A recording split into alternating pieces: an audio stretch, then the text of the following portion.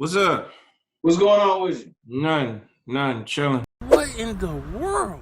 Chilling.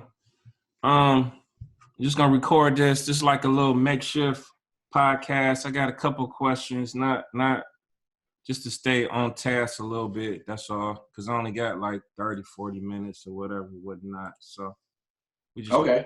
we just gonna get into it. I'm gonna let you do you. Um, real quick, man. Just tell everybody, who you are, real quick, and what you known for. You ain't got to be long-winded, but however you. Okay. I'm Donald Black Jr. I'm a visual artist, photographer. I do murals and teach, and I pop willies and all kinds of shit. It's like that's who I am. We got the Dope, big dope. black and white pictures in the city. You say it again. I got some of the big black and white pictures up in the city. Word. Um, I just want to get into something that I saw from you that was interesting, and this was like uh post COVID-19. You was in LA. Mhm. You was in LA when the helicopter went down. Talk about that. Right. I shit. I mean, I was there, so I'm on a trip shooting stills and video for a buddy of mine who's a musician. He's about to drop an album. He wanted to go to LA for the Grammys. And I'm like, well, damn, I got to take my bike with me so I can pop willies by the Staples Center so the kids in Cleveland can see me popping willies in LA so they know Cleveland Bike Life. Get on airplanes, fly out of town and pop willies like everybody else. So I'm fussing that dude because we won't go by the Staples Center. And, and literally, I'm like, we go into the city or whatever, and we just cruising, and I'm already upset because I don't got the bike with me. So he like, hey, let's what do you say? He was like, let's rent some bikes. I'm like, yeah, I'm not renting no bike. I done paid for a bike to be here. I'm not renting no bike. So we stop and go to a bar, and we see that the game is on. We see that the Lakers is playing. So now that we see the Lakers is playing, I reiterate, I told you, dude, we need to be by the Staples Center. So the game on, we bar shuffle, we go to a couple different spots, and then the game is still on. So the game is still on, it's picking up. I'm like, man, he about to break the record. So it's all this momentum building with us there, because I'm feeling like this just is the spot to be at in LA if you in town right now.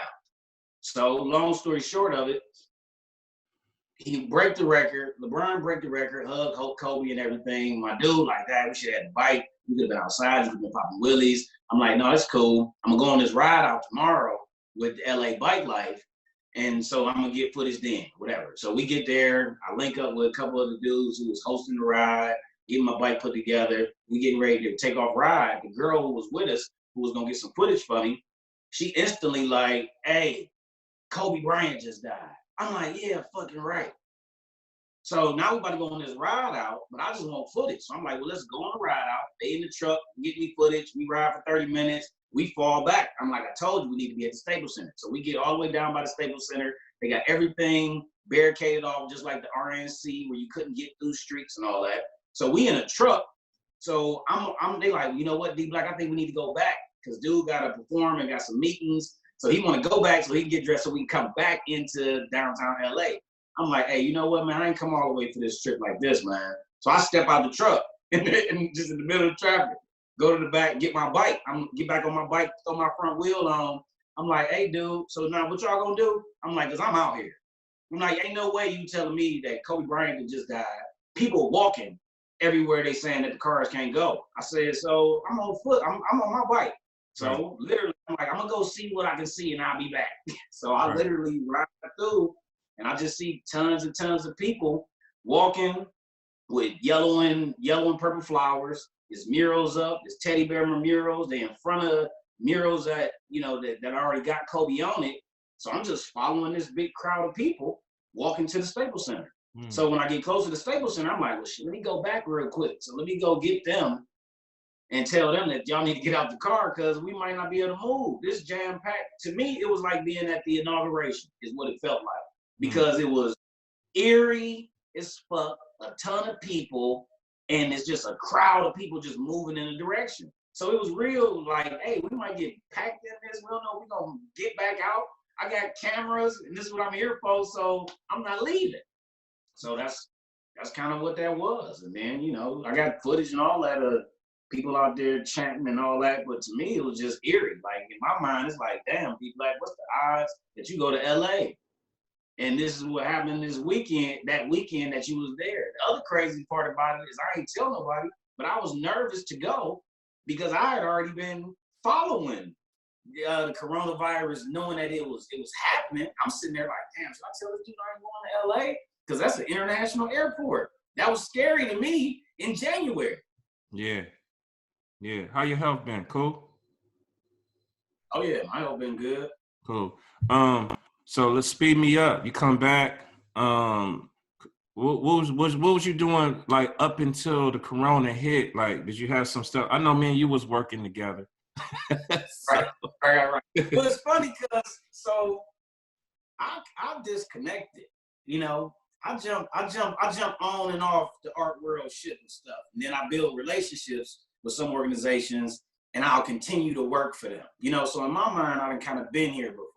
Where no. Hold on. Let's jump back a little bit. Did you have anything that was going on before that? Like it was been postponed or anything like that?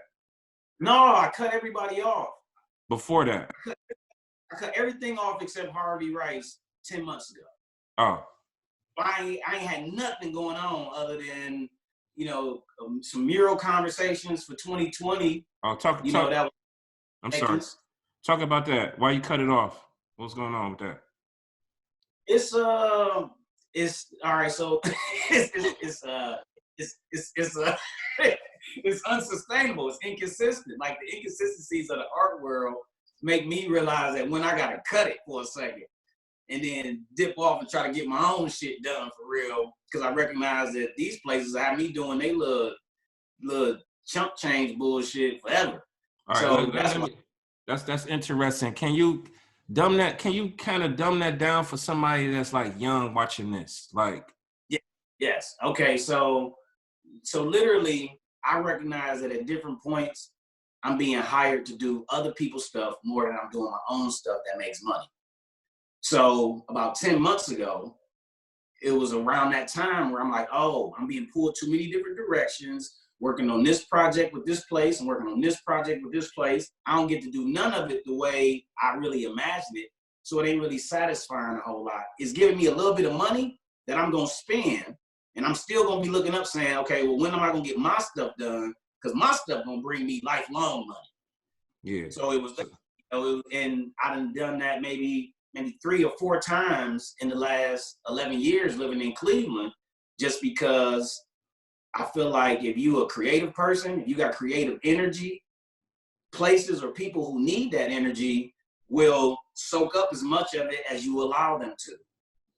You know, I mean, yeah. And if you don't say, I got to use some of this creative energy for myself, for some of my own projects, then you're going to look up and you ain't going to have none of your stuff done. And then you're going to look up and you're going to be to spent the money that you made doing these other projects that you only did them just to make a couple of dollars. Yeah. So when I recognize that I step off. Yeah, I think that comes with just being on that treadmill too, of being there before and just being a seasoned artist and knowing that too. So it's like really investing some more time into you because you the brand, you the product. And I think you get a feeling as a creative too, like it's kind of stagnating you too. So it's like a feeling you get. It feel like it's in the way.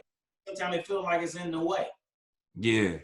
Talk about this. Like, you know, since you made that little transition, did you make any adjustments at all since the COVID, or you just was just, you know, kind of doing your same thing? You made any adjustments at all? Number one adjustment I made is telling people that I can't help them. That's the number one thing that I'm recognizing, that what's happening right now, COVID 2020 in April, is it's become easier for me to be like, hey, I can't help you. I'm quarantined. You know what? You know what? I'm actually gonna take a week off next week. Like I'm like, cause I told somebody like, damn, I'm still working. Still working. I'm working more now. Yeah, yeah, bro, it's crazy, bro. Yeah, I've been a peace of mind because it's like I don't be liking telling people no. I be having a hard time telling people no. I be believing in my own dreams so much that it's kind of like if you got an idea, you know, I'm sitting there like, well, dang, what can I kind of do? And I'll do stuff that's taking me out of my own direction. Let me ask you this: some people that's coming to you, is it different levels? Is it older? Is it younger? Is it a mixture of? It's a mixture. It's from the bottom to the top. You know, I got a 5th grader, like, hey, can I come over? And then, you know, I got a 84-year-old that I'm like, hey, you know what? I'm gonna take this time to do the stuff that I'm always trying to make time to make sure I'm able to do. And now I can do it without having to stay up to 4 o'clock in the morning, which is organized, to be prepared, to be digital. I mean, that's ultimately what I've been doing. And yeah. All right. so can you talk about that transition on what you're trying to do more of now that you got this time to isolate yourself? yeah, so it's like I feel like I kind of came into art with old school format. Like you had to get invited to be able to be in front of people. You know, a show, exhibition, stage, a panel, whatever. I ain't been on social media this whole time. I've been on social media actively for a year and a half. So for me, it's like, oh, this is the new way to have an audience. I don't have to wait for y'all to reject me from something y'all gonna make me apply to. I can just get my motors turning right here. Beautiful. So I got terabytes of digital content that I've been organizing over the past, literally, I don't know, 16 years, not knowing that I was gonna really have an outlet for it. So now that I got all this available time that I'm able to I can tell people no easier. I realized that now that I can organize that stuff, I'm seeing how I can start to push it through some of these channels. So it's really getting my transition into the digital side of this is what I've been doing literally for almost the last year. And now it's kind of like, oh, I can spend every day I look up it's 6 o'clock and I'm still sitting on that computer. Yeah. That's and I'm loving it. That's dope. Let me I wanted to hit on 2 things. Number one, well, I'll hit on this one. Talk about me and you had a conversation, me and you working together at Harvey Rice doing some programming in the middle of COVID, just to, you know, paint this picture for everybody. And we got literally like 3 weeks left. So we got 2 more weeks of programming, and then we have like a showcase for the schoolwork. COVID comes in, Right. and now they have no way of connecting us to our students. Can you talk about the digital divide and your thoughts on this? And is it gonna ever, you know, just touch on that? Digital divide. Big argument I had a year ago with a white lady at the museum, and I was on a panel, and I was talking about people not having access to the internet. And she just was really arguing me down about how that ain't the case no more. I said, listen, lady, I'm not talking about the people you're talking about. I'm talking about a situation, a group of people that's different. What I'm trying to tell you is people ain't got access to the internet.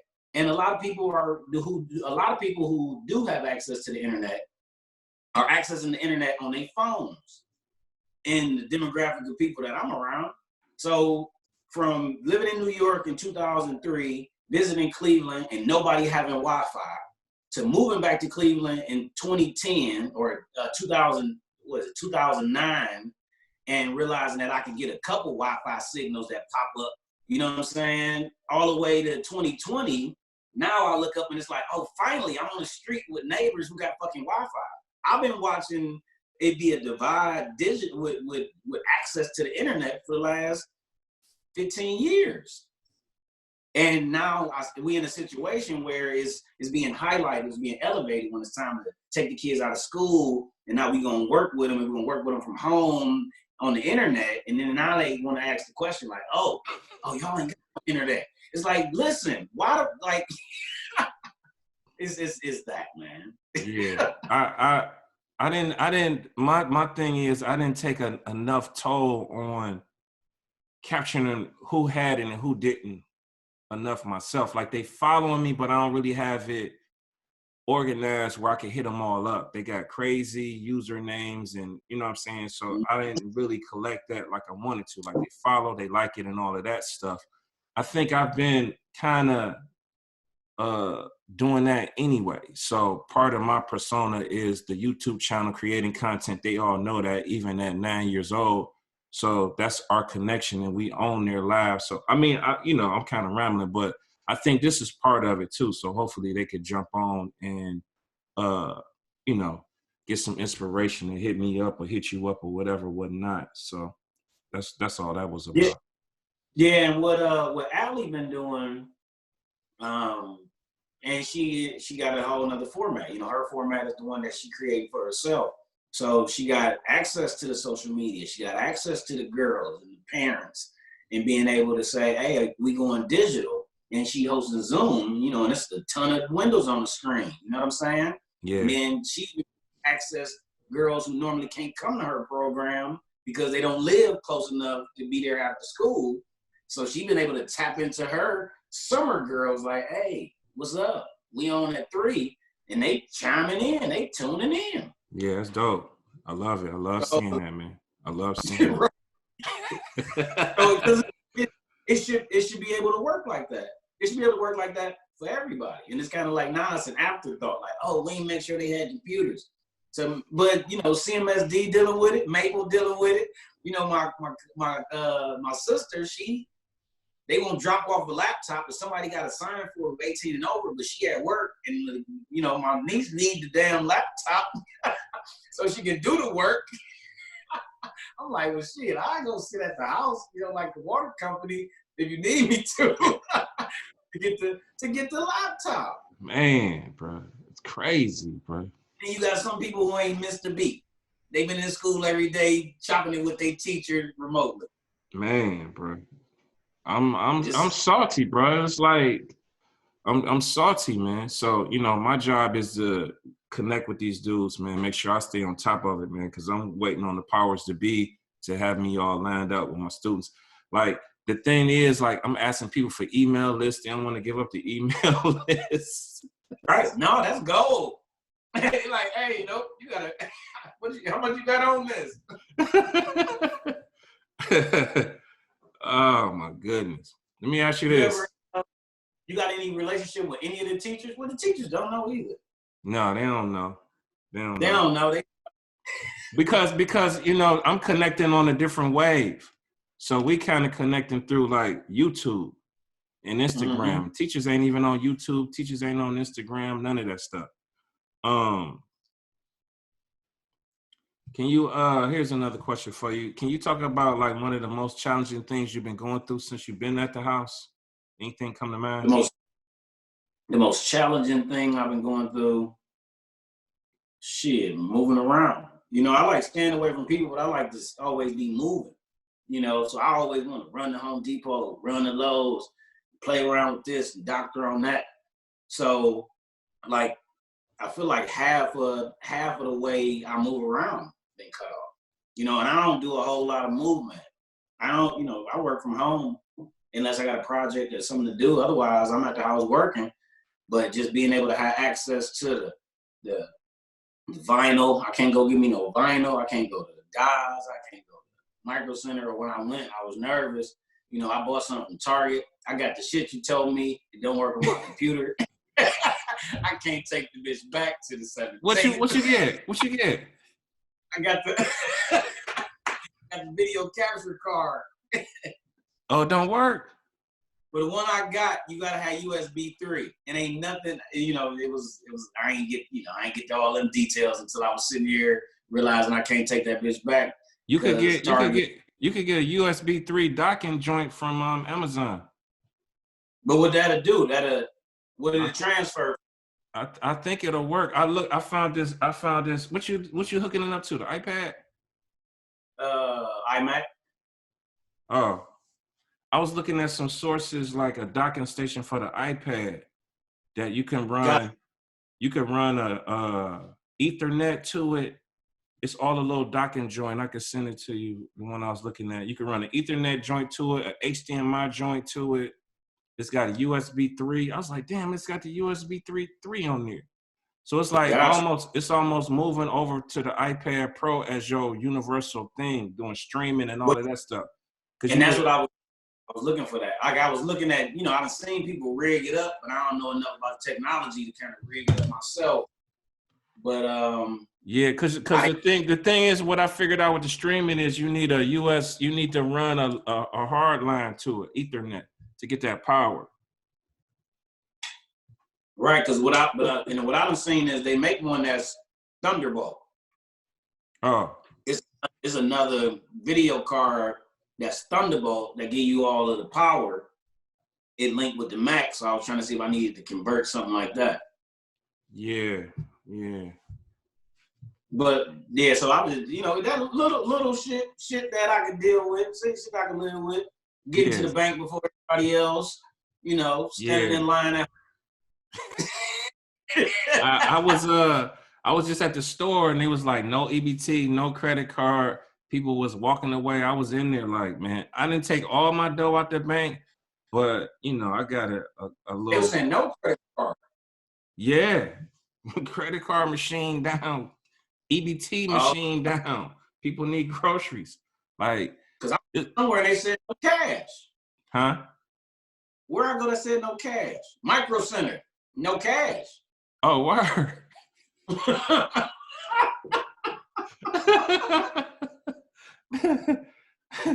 Bro, I done had $20 in my pocket, probably the longest I ever had. I had $20 in my pocket the whole time. Right. I ain't been to no fast food. I just ordered some Boiler 65 last night. But I kind of been leery on the takeout. Like I've been leery on everything. I kind of been in the house. I was sick. Yeah, me too. I was sick. I was sick. Yeah, all of February. So I'm paranoid. I ain't trying to do nothing. Yeah, I ain't had no fast food. We got takeout twice from Sasa, maybe like a month ago. We've been on some tuna fish during the day. Yeah. We didn't just like shit. They didn't live like this, so that part is easy. Right. Let me ask you this. Give me some words of advice or some wisdom from the youth. Can you start with talking about being authentic, bro? I mean, like I'm seeing a lot of people mimic a lot of stuff, and it's obvious that you be yourself. I don't know if you've always been yourself, but that sounds weird, man. But some people are not really authentic with themselves. Can you talk about that? Yeah, I mean, I'm noticing it too. I'm on all of the platforms, and it feel like everybody just copying what somebody else doing, and it's almost like they don't really realize that the people they look up to was the person that said, "I'm gonna do my own thing," or "I'm gonna do it my own way," or "I'm doing this because I want to," or "I like to do it," not because somebody else is telling me that I should do this. I mean, the words of wisdom is, shit, honestly, quit dancing on TikTok. So much more on TikTok. My little niece, she draws, she make paper crochet, paper mache, and all this stuff. And I'm like, hey, can you put up some of that other stuff on TikTok too? Like, I'm trying to be polite about even how I'm asking her to start to showcase more herself. It's kind of like you're going to get a bigger response on this different thing that you're doing than getting this little response because you're doing the same dance to the same song that everybody doing. Like, it's harder to stand out and be noticed when you're doing what everybody else is doing. To me, in my mind, that's how if you want attention, if you want to be a celebrity, a YouTuber, an Instagrammer, or whatever the case is, you want people to follow you, you gotta lead. The other thing I be saying is you following too many people. Like, is a leader or a follower? Look at your page. Which one is it? Like, we just gonna look at the numbers. We're gonna let the numbers tell us. You ain't gonna be able to just say, oh, I'm a leader, D Black. No, let's see if you're a leader. Pull up one of them pages and let's see if you're a leader. Because ultimately, the more people you following that's doing the same thing, that's what's coming on your page. You ain't even seeing what else is going on these platforms. Yeah, I got a couple young. you're talking about shaking it up. You're talking about disrupting what's going on. I think when you break it down to this, I'm always talking about money and stuff. The 3%, the 5% is the ones who got all the wealth. They're not doing what the 90% is doing. So if you look at it that way, the 90% is the masses. That's the people that's doing everything that everybody else is doing. So I'm glad you touched on that.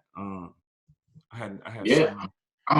that's always on my mind. Because in my mind, if I was 12 right now, man, everybody in the world would know me, man. Yeah, I think it takes some creative energy too to change up, and because like, all right, how can I disrupt TikTok? You know what I'm saying? Now I need to come up with something. You know who I looked at on TikTok that's crushing, but he got so much dough? Is Will Smith, bro. Yes, yes. But it's funny because he using it the way he should be using Right. it. Like he really using it. Yeah. He really using it. Yeah. I just got on TikTok like 2 days ago, so I'm a little behind. Right. I'm like a month in. Yeah, I'm seeing Will Smith use it. I'm seeing Will Smith use them animations, bro. Like, oh yeah. them special effects is crazy. Oh, this is what I wanted to ask you.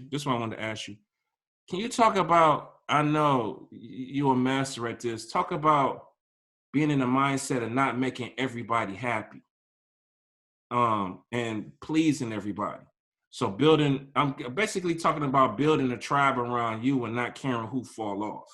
I'm seeing a lot of people try to please everybody and make everybody love you. That ain't realistic. Yeah, I feel like that pleasing everybody, nobody being honest, not being able to be critique situations is messing. It's like if it's 10 of us in the room and we all creative, everybody just saying, oh yeah, everything is great. We just gonna all be stuck in that room. So you either need to be the person who say, hey, you know what? Nope, all that shit is whack, or you gotta be one of the people that fall off. I mean, that's what's had happened to me. It's like I recognize that the crowd seemed like it's gonna be there. So I didn't had to start saying, hey, you know what? I'm gonna have to go left. I'm gonna have to kind of do my own thing. And you know, if I'm able to, if people feel like I can do something, I'm creative or I'm good, you know, it started getting to the point where it was like, I need to be that for myself for a second. It's the same thing. It's what I was talking about earlier. Is that same thing? Is the hardest thing I feel like I had to do growing up was separating from my friends. And what happened is the way I got tested with that was, you know, I wanted to be an artist when I was a kid. The art show opening was always the same day as some old big shit that me and my friends were supposed to do. And that just kept happening all the way through college. All the big weekends, the big events. I had to choose between the thing I love the most or being with my friends. And what I learned is my friends are still my friends. You know what I'm saying? And then now I kind of carved out a space for myself. That's for me, creatively or just general, just in general. But I already know it was like one of the hardest things to do was to be like, hey, you know what, y'all? I gotta go this way, or I gotta go back. I gotta go home. I can't go. Yeah. Yeah. Yeah. That's dope. So this we still kind of lingering on that same question I asked, like words of wisdom. Anything else you wanna just talk about? Anything like? Man, the thing I think about the most with young people is like, man, I wish they could figure out how to use that 6 hours they're addicted to these devices and turn it into, you know, real serious proactivity. You know what I'm saying? It's like the fact that you got the temperament to sit on one of these platforms for 5 or 6 hours a day. If a young person can focus and change their brain on how they're engaging in them 6 hours, these kids could be millionaires way earlier than somebody born around the time I was born could be a millionaire. And now it's like the entry point is a username and a login and a password. And it's like a real direction where you can put your energy into this direction. And I just always am talking content creator or content consumer. Like, is you somebody note, or you got your own notes? You know what I'm saying? Because that's what they understand. I'm like, you somebody note. They're like, what you mean, D Black? I'm like, I just sat there and watched you like 1,000 videos. That's 1,000 people who got you as one of their customers. They sit there like, oh, you be hollering, D Black, you trying to holler.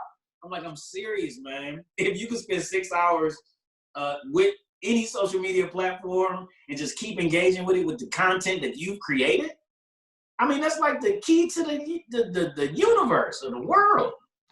It's easy.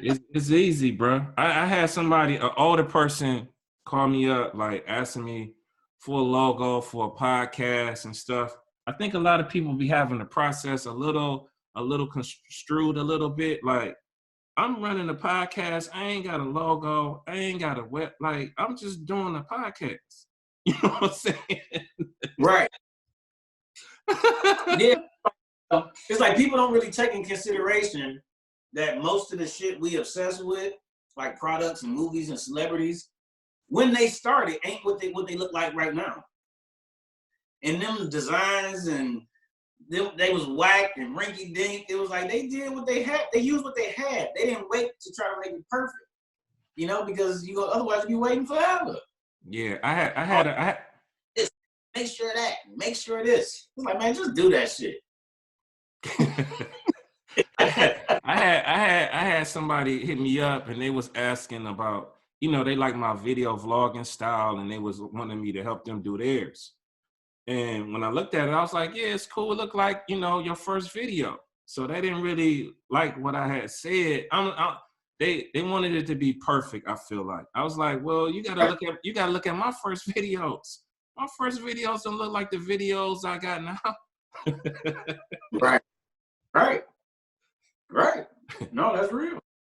Yeah. It be seeming like you feeling like people look for excuses not to start. They love having a conversation with somebody who's doing it. Yeah.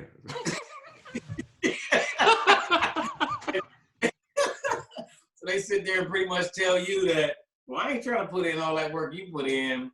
If my shit ain't gonna pop off like yours right out the gate, I'm done. Right. So how much can I give you to do what you know how to do for me? Right. I think, like, I always talk about my age. I got to talk about my tenure and all of that stuff, man, to let people put stuff in perspective for people, not to brag, but to let them know, like, look, I had the internet in 95. Right. You're talking about a divide in 2020. I had the internet and that changed my life in college in the 90s, bro. You know what I'm saying? Like you talked about your friend. All my boys was buying cutlasses and all of this stuff. I took $2,500 and went to Micro Center in '94 and bought a computer. You know what I'm saying? Right. The problem say it again. I said, and it was Comp USA back then. Yeah. The thing was like I was lacking in my classes. The white students had the computers, they had scanners, they had the programs at the house. My grades was suffering back then. You know what I'm saying? I'm trying to be the college bull. I was like, either I'm going to get this computer and win in these classes and compete with these dudes just crushing it, or I'm going to be like my boys riding around in cutlasses bumping, "No Limit Soldiers. I thought I told you." Right. No, that's real. And so it was kind of set up for me because I get to college, in '98. I'm coming from School of the Arts. So they had me on the internet at, in 7th, 8th grade. I was interning at the Plain Dealer. So I was seeing all of the $5,000 negative scanners and all that kind of stuff. So I swore that I wasn't getting no computer. Came by my 3rd year of college. And then I had no more classes. That was the dark room. Every class was a computer. So I'm like, damn, the only way I'm going to get good is I'm going to take out this little loan real quick, get me my first titanium power book, and let everybody like, "D Black, you fucking crazy. You spent all that money on that laptop?" I'm like, right. I still got that damn laptop. And you ain't got them cars no more. So I was kind of doing the same thing you was doing and saying, I'm gonna try to, this is going to be my flip over here. Dope. How can we find you, son? I appreciate this. This was dope. We gotta do this more. How can we find you and all of that stuff? All right, where I'm on all the platforms, D Black Originals, but my YouTube channel is You Don't Know D Black. So that's is this yeah, I gotta pull that up. We don't know D Black. We waiting to see that, bro. I appreciate you, son. Yeah, I'm about to go ahead and pump a bunch of videos. That's what I'm gonna be doing. I'm gonna probably put up like 1,200 videos on this YouTube page. Dope. And if that don't get me there, I don't know what is. Right, bro. I appreciate you, man. I appreciate you, son. Yeah, we can tap in again in the next week or so. Okay. All right, bro. All right, man. Peace. Yeah.